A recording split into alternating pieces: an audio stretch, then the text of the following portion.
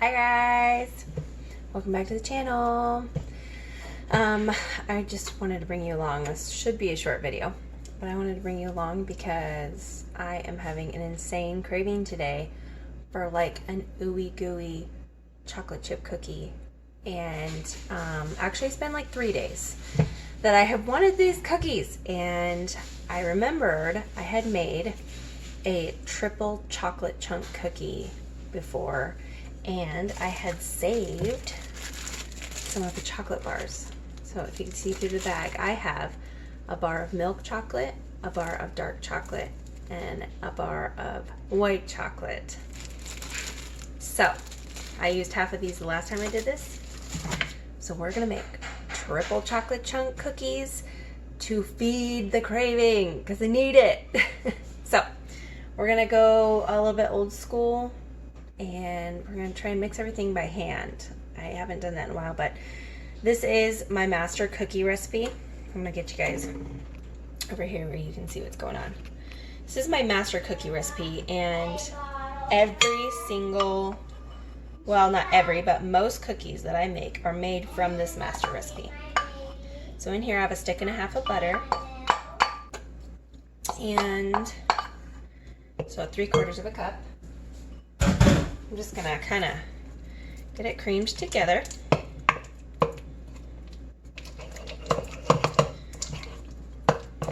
Make sure your butter's soft so that you can actually cream it together.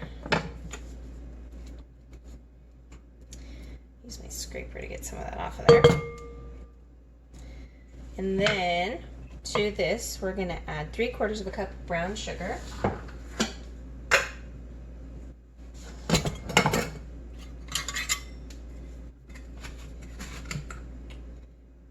So 1/4,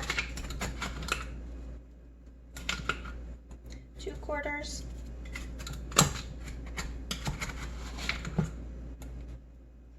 and 3/4. And also we're going to add 1/2 cup of regular granulated sugar. Just use my 1/4 cup measure and do 2 of those. 1, 2. Okay. So then we're going to cream that together as good as we can. Get it all mixed in.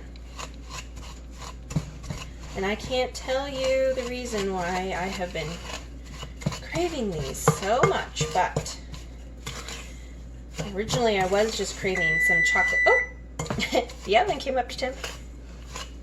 Originally I was just craving some chocolate chip cookies, and I was perfectly content to make that. And then I watched an Emmy made video, and she made edible chocolate chip cookie dough, and I thought maybe I want to make that.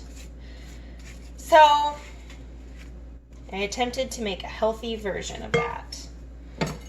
I used almond butter. Maybe I'll bring you guys on to do a video. I'm going to switch to a rubber scraper for this. Maybe we'll do a video on how to make the healthy edible cookie dough.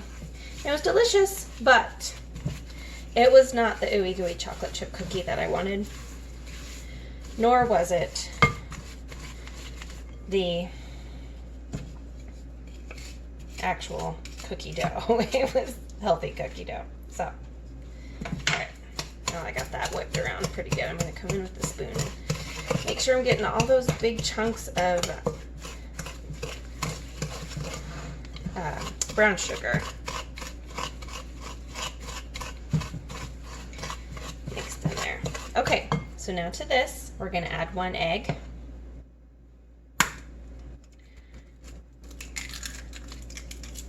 Okay, so chuck that to the side, and then we're going to add 1 tablespoon of vanilla. I have some good Mexican vanilla right here. So 1 tablespoon.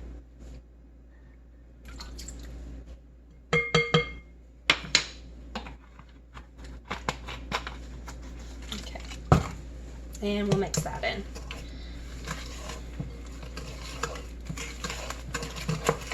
So like I was saying before, this is the cookie recipe. You can add an unlimited number of mix-ins to this. You can do chocolate chips. You can do raisins, peanuts. I've added peanut butter. I've added cocoa powder. This is pretty much the master recipe. The only thing I think is my brownie cookies. They don't go off of this recipe. Okay, look at that. It's come together really quickly. Okay, so we've got the egg, the vanilla, both kinds of sugar, and the softened butter in here. So now we're going to add in our wet ingredients. Or wet? No, we're gonna add in the dry ingredients. How silly. All right, so the dry ingredients are 1 teaspoon of baking soda, which I just have some in my little container. 1 teaspoon of that. I usually do about a half a teaspoon of salt. It calls for a whole teaspoon, but I use salted butter, so. Then we're going to do 1 tablespoon of cornstarch. I'm not sure about arrowroot powder. I assume you could use arrowroot if you don't use cornstarch. So 1 tablespoon in there. A little bit stuck to the side, so I'll add a little bit. And then 2 cups of flour. Just regular white all-purpose flour.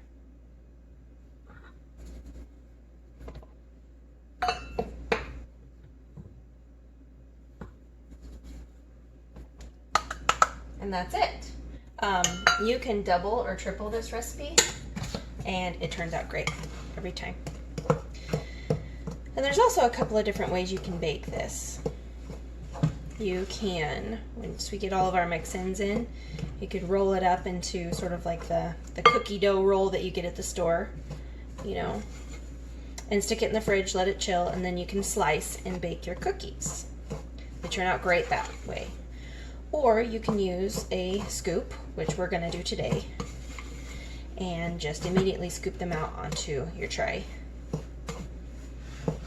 And they turn out, the texture turns out wonderful each time. Really, honestly, I think the key is just not to overbake. Okay, so just before I get that fully mixed, you can see it's still a little bit shaggy. I'm going to set this aside, and we're going to chop up our chocolate. All right, my favorite chore, chopping up chocolate. So these are Ghirardelli. This one kind of broke in half, but I have half of a bar of white Ghirardelli chocolate, half a bar of dark Ghirardelli chocolate, and the milk. So I just stack them together, just like how they were. And I like it when there's sort of some big chunks and some little like shards of chocolate. So I just chop it all one direction, kind of turn it, and chop it up the other direction. And I don't know why, but there's something so satisfying about chopping up bars of chocolate. Just the crunch of the chocolate. White chocolate's a little quieter. It doesn't quite have the snap that the dark and the milk chocolate has. Look at this. Oh. Triple chocolate wonderfulness.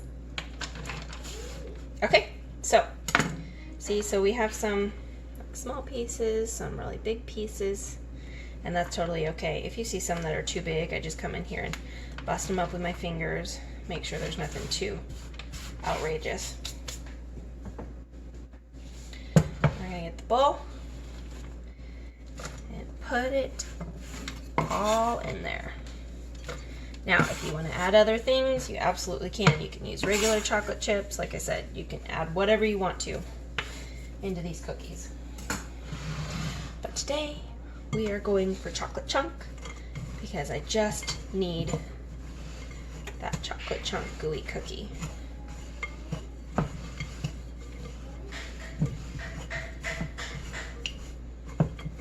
That was the perfect amount of chocolate for this one batch. If you were gonna double this, I'd say you'd probably need to get a full bar of each of those. Unless you're someone that doesn't care for that much chocolate in your cookie, which I don't know what's wrong with you if you feel that way, but if you do, you could always lessen the amount. Okay, it's coming together. Look at that. It's turning over into one solid ball of dough. All the dry ingredients are mixed in, so I'm going to call it quits on stirring it. And we are going to get it scooped up, and maybe I'll have to taste it. All right, we're going to get scooped up into cookies. Okay, got my trusty scooper. I think it's about 1.5 inch wide scoop. You can make these cookies whatever size you want. And you could also, at this point, if you wanted to, roll it up into a log, wrap it in plastic wrap, stick it in the fridge, and slice and bake it later. It'll last forever in your fridge or your freezer, too. So, you could do that. So, start scooping them out. And then, something to note, I tend to just smash it down a little bit. I just take the dome, because I like sort of an even cookie, if that makes sense. I don't really like them to be kind of fat in the middle.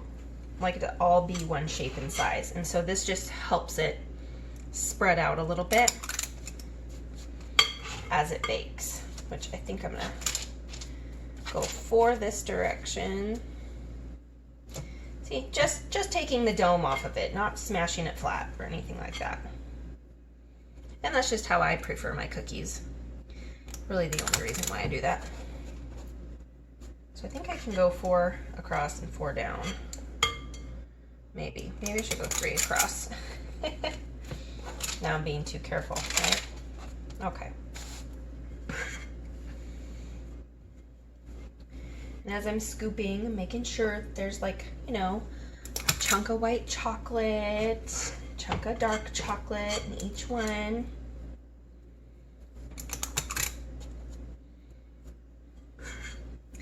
And then, as you heard earlier, my oven is preheated to 350 degrees. And we will bake these for about 12 to 13 minutes. I guess it depends on your oven. But cookies this size, usually my oven does them in about 13 minutes. And they're not overbaked. You don't want to overbake these. You want them to sort of look underdone when you pull them out.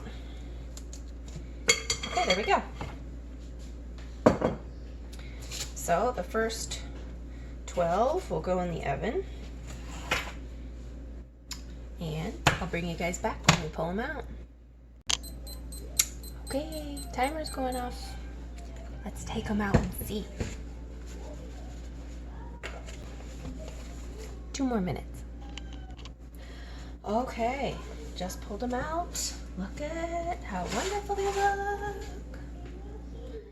So they're still a little bit puffy, and they're just golden around the edges, but still blonde on top. And if you very lightly touch them, they should be very squishy and soft. If you were to stick your finger in the middle of that, it would just go right through the cookie. It's not like crunchy or hard at all on the surface. So this is a very, very important step. You have to let them cool in this pan for about 5 minutes, 5 to 10 minutes. So 5 minutes on the tray. When we come back, we'll take them off here and put them on the cooling rack.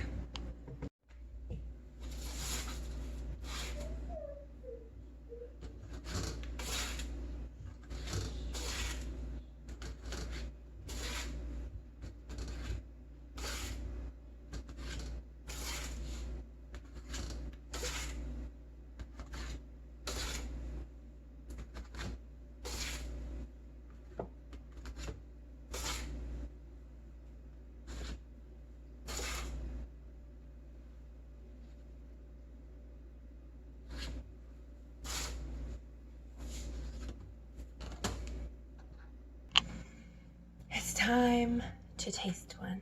I'm so excited. I've been eyeballing them over here, trying to figure out which one's the best one to try.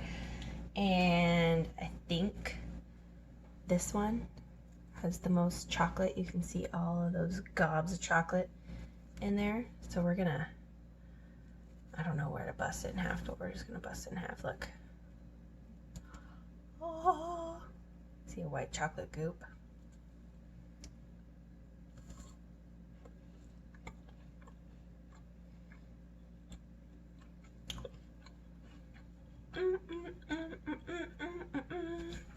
For fun, let's break another one in half. Look, this one's got goo right there. Oh, that's a good bite. I'm gonna take that bite too. Oh, that was a good one. I even already got my milk on board, my cute little dairy glass.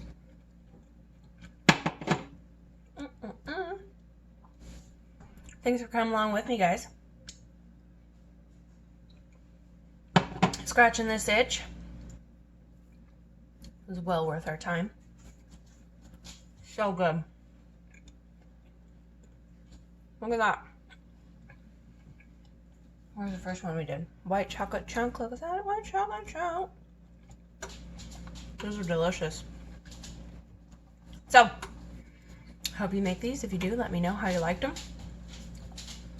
I hope it satisfies your craving like it did mine. I'll see you on the next one. Bye.